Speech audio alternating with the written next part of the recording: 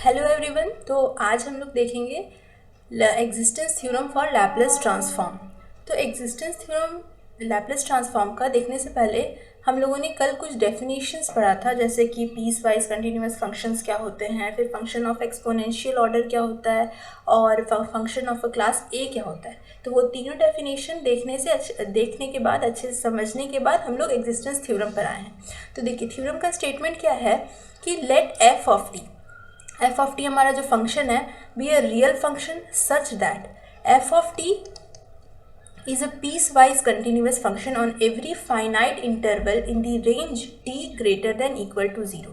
इसका मतलब क्या है कि मान लेते हैं कि ये हमारा 0 है और ये हमारा कोई फाइनाइट इंटरवल है t। अब इस t हम लोग 10 ले या 100 ले, 1000 ले, कोई भी फाइनाइट इंटरवल है, तो इस फाइनाइट इंटरवल में f ऑफ t हमारा जो फंक्शन है वो पीस वाइज कंटिन्यूस होगा इस फाइनाइट इंटरवल में। यही है इसका मतलब, इस लाइन का मतलब। उसके बाद सेकंड क्या है, सेकंड कंडीशन क्या है कि there exist a constant k and m क्या है, कोई positive number, positive constant, such that mod f of t is less than equal to m e to the power kt for all t greater than equal to 0। तो देखिए, इसका कहने का मतलब क्या है, कल ही ना हम लोगों ने पढ़ा कि फंक्शन ऑफ एक्सपोनेंशियल ऑर्डर, इसको हम लोग क्या कह सकते हैं, फंक्शन ऑफ एक्सपोनेंशियल ऑर्डर। तो वही existence theorem of Laplace transform कहता क्या है कि अगर एफ ऑफ टी हमारा कोई फंक्शन है और वो अपना फाइनाइट इंटरवल पे, जो भी फाइनाइट इंटरवल है जब t greater than equal to 0, इस फाइनाइट इंटरवल में क्या होगा, पीस वाइज कंटिन्यूस होगा और फंक्शन ऑफ एक्सपोनेंशियल ऑर्डर ये होगा। तब हमें प्रूफ करना है कि Laplace transform of f of T जो हमारा फंक्शन था वो एग्जिस्ट करता है for p greater than k। ये हमें प्रूफ करना है।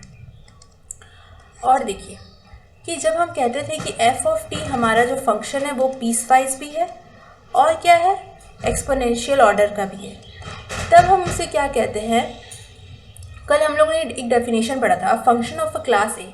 उसका डेफिनेशन यही था कि अगर एफ ऑफ टी हमारा जो फंक्शन है वो पीस वाइज कंटिन्यूस है पहला, और दूसरा अगर वो एक्सपोनेंशियल ऑर्डर का है तब उसे हम कहेंगे फंक्शन ऑफ अ क्लास ए।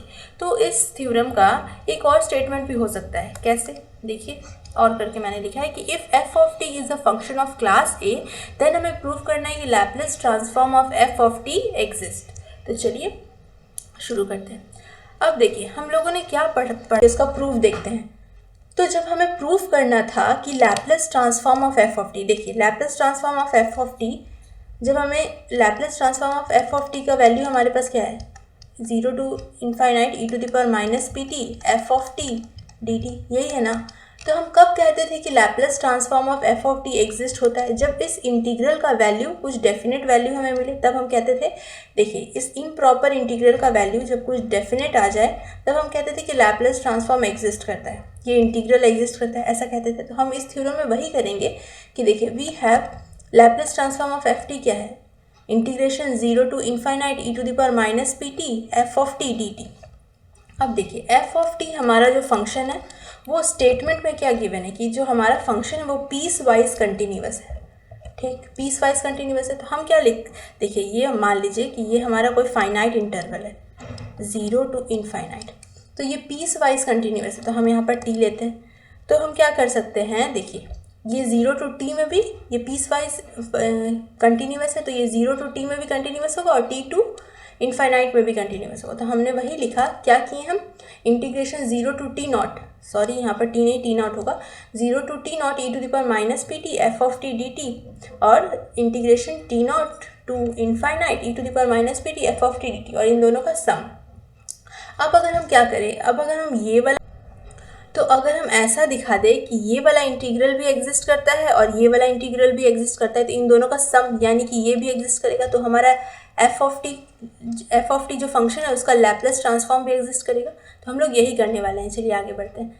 क्या है कि स्टेटमेंट में ही हमें गिवन था कि since f of t is a piecewise continuous on every finite interval in the range t greater than 0, ये हमें स्टेटमेंट में गिवन था कि एफ ऑफ टी जो है पीस वाइज कंटिन्यूस है, एफ ऑफ टी जो है पीस वाइज कंटिन्यूस है किसी भी फाइनाइट इंटरवल में जहाँ पर t greater than equal to 0 है, ठीक।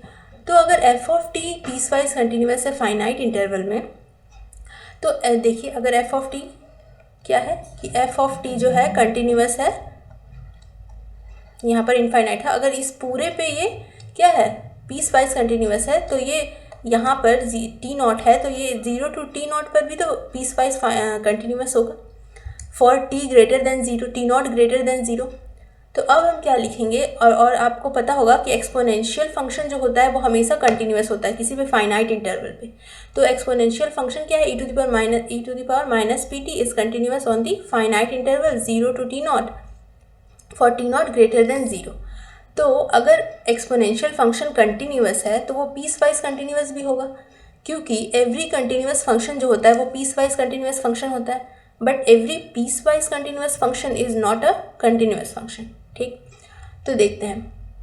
देखिए तो क्या हुआ, ये एक्सपोनेंशियल भी हमारा पीस वाइज कंटिन्यूअस हुआ और एफ ऑफ टी भी पीस वाइज कंटिन्यूअस हुआ, तो इन दोनों का प्रोडक्ट भी पीस वाइज कंटिन्यूअस होगा। और कौन सा फाइनाइट इंटरवल में, 0 to t naught for t naught greater than 0। ठीक, और अगर पीस वाइज कंटिन्यूअस है तो हमने पीस वाइज कंटिन्यूअस की डेफिनेशन में देखा था कि पीस वाइज कंटिन्यूअस फंक्शन को हम इंटीग्रेट भी कर सकते हैं, तो ये इंटीग्रेबल भी होगा इसी फाइनाइट इंटरवल पे for t naught greater than 0।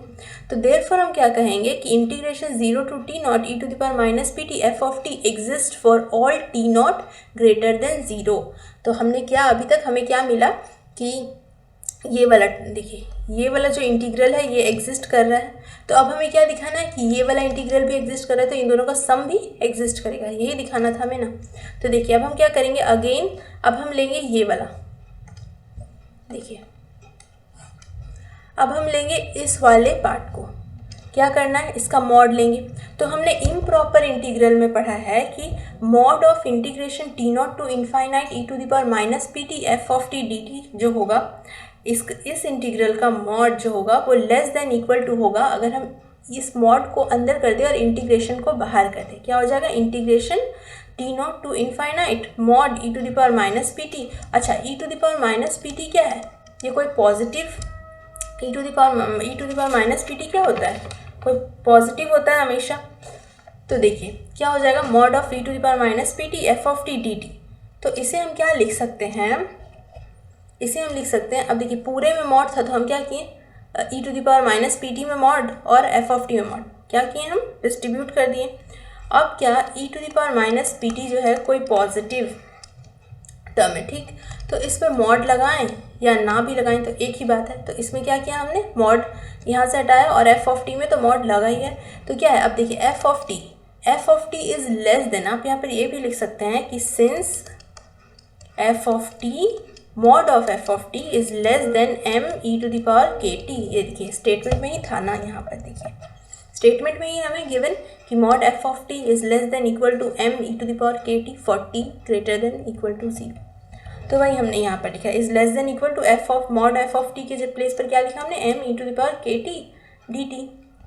तो दैट इज हमें क्या मिल गया कि इस पूरे इंटीग्रल का जो मॉड है वो लेस देन है, m क्या था, कांस्टेंट था, तो m को हमने बाहर किया। अब देखिए m कांस्टेंट था, m को हमने बाहर किया तो क्या बचा, e to the power minus p t बचा और e to the power k t बचा। तो इसको हम लोग क्या लिख सकते हैं, e to the power minus p minus k into t. तो यही हमने लिखा यहाँ पर। अब देखिए अब हम क्या कर रहे हैं, अब हम इंटीग्रेशन को चेंज कर रहे हैं। पहले इंटीग्रेशन क्या था, टी नॉट टू इनफाइनाइट था, अब हम क्या करेंगे, t not to t tends to infinity, that means यहाँ पर टी, यहाँ पर पहले क्या था इन्फिनिटी, तो टी टेंड्स टू इनफाइनाइट और e to the power minus p minus k into t d t, ये तो रहेगा ही। अब देखिए अब क्या करना है, अब क्या हो जाएगा, m तो बाहर था, limit t tends to infinite हम लोग कर रहे थे और हमें इंटीग्रेशन करना किसका था, e to the power minus p minus k t का। तो e to the power minus, मान लेते हैं e to the power minus 2t हमारा रहा, तो इसका इंटीग्रेशन क्या होता था, e to the power minus 2t का e to the power minus 2t, और इस 2 का भी इंटीग्रेशन हम लोग करते थे तो डिनोमिनेटर में क्या लिखेंगे, -2, ऐसा होता था।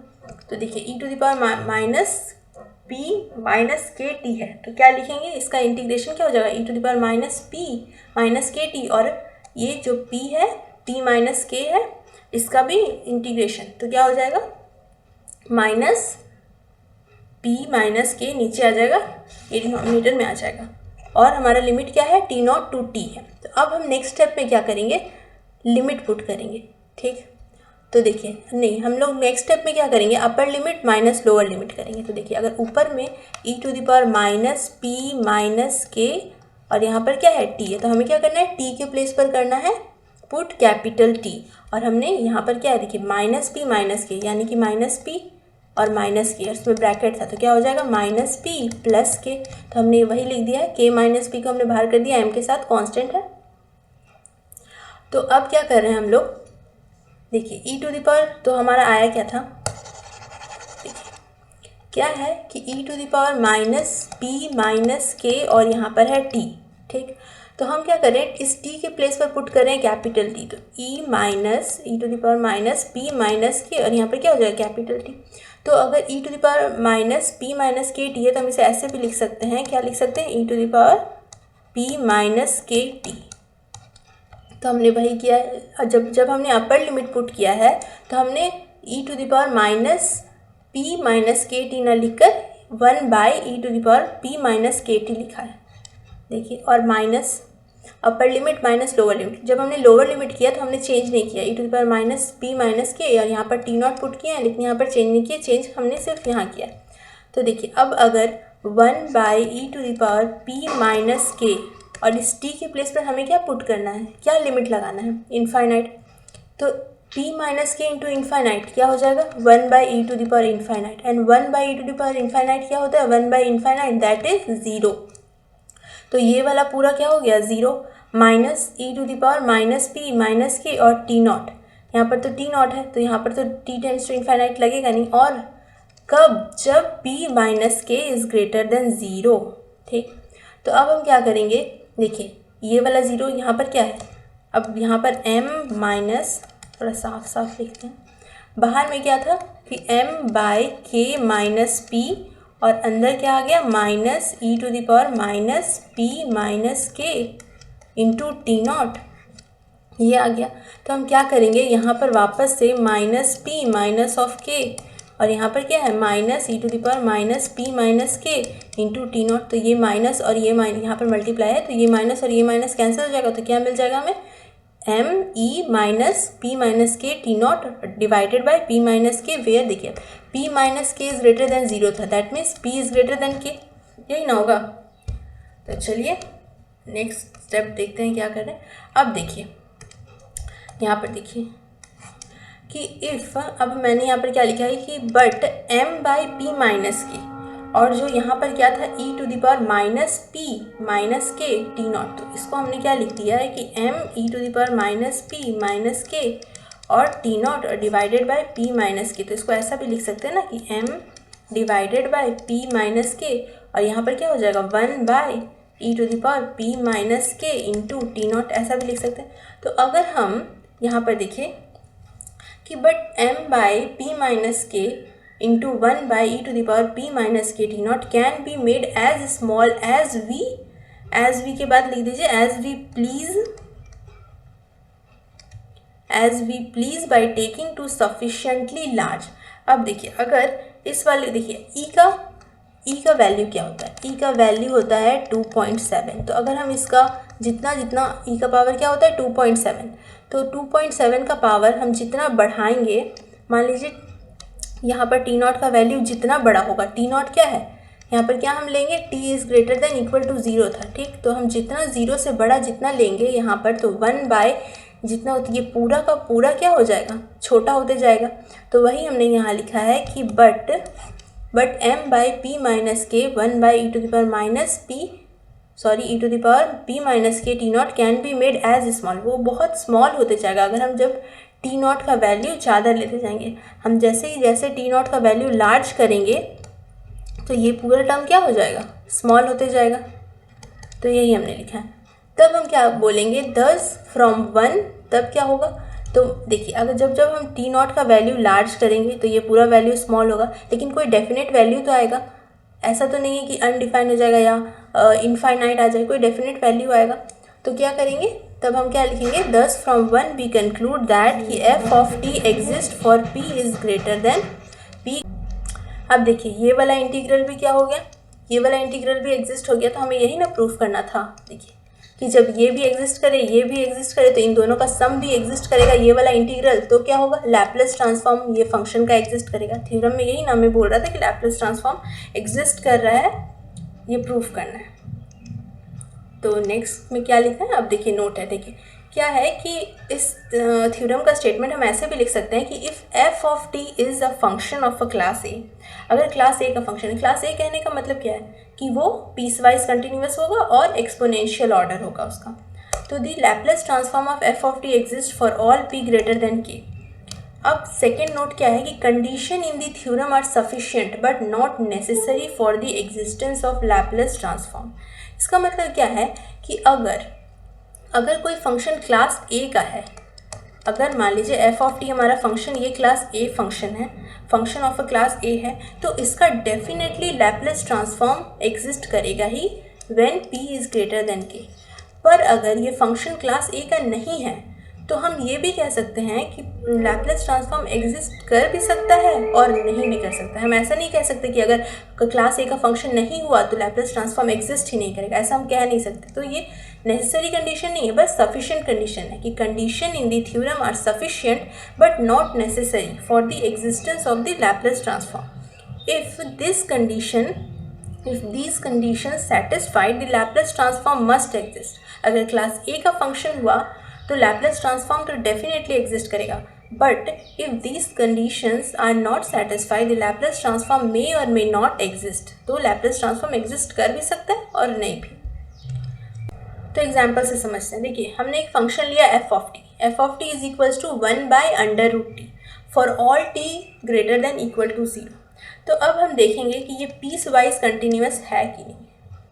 तो देखिए क्या हम करेंगे, इसको हम अपना इंटरवल लेते हैं 0 to t0, ठीक, और t इज इक्वल्स टू क्या लेते हैं 0, इस पर हम चेक करते हैं। तो जब हम लिमिट लेंगे t टेंड्स टू 0 तो इसका वैल्यू क्या आ जाएगा 1/√t, इसका वैल्यू क्या आ जाएगा इनफाइनाइट। तो ये पीस वाइज कंटिन्यूस तो हुआ नहीं, पर इस फंक्शन का लैप्लेस ट्रांसफॉर्म एग्जिस्ट करता है। देखिए ये वाला फंक्शन हम लोगों ने देखा था जब एक्सपोनेंशियल ऑर्डर, ये फंक्शन जो है एक्सपोनेंशियल ऑर्डर का तो है लेकिन ये पीस वाइज कंटिन्यूस नहीं है। बट देखिए अब ये फंक्शन क्लास ए का नहीं है, मतलब क्लास ए का फंक्शन ये नहीं है, f t is equals to 1/√t, ये क्लास ए का फंक्शन नहीं है, लेकिन इसका लैप्लेस ट्रांसफॉर्म एग्जिस्ट कर रहा है। देखते हैं कैसे।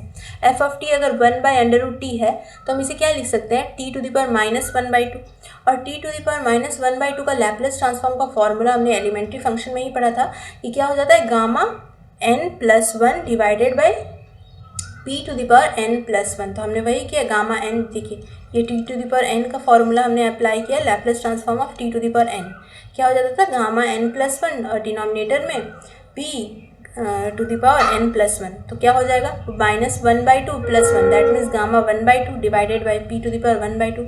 एंड गामा 1/2 का वैल्यू भी हम जान रहे हैं क्या होता है √π, तो इसका वैल्यू क्या हो जाएगा √π और p⁻1/2 that means √p।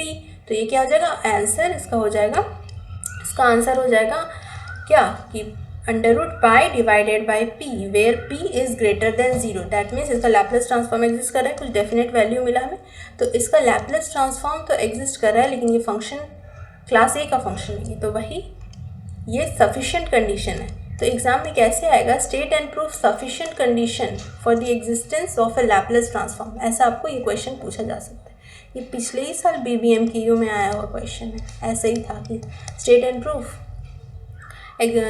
And prove the existence of Laplace transform, इस टाइप से।